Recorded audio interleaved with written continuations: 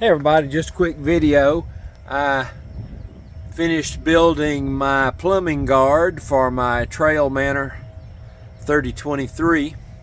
Just welded this up with some scrap material that I had, and I think it's going to work out fine. Getting ready to hang it, see how it goes.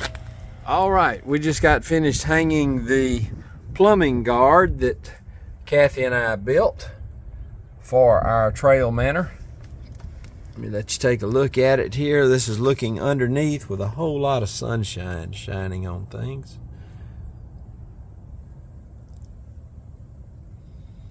I built this out of scrap material I had. Just welded up the framework. I've got one more screw to put in here, which will go into the framework there. But even as it sits, it's perfectly solid, and there's no movement in it.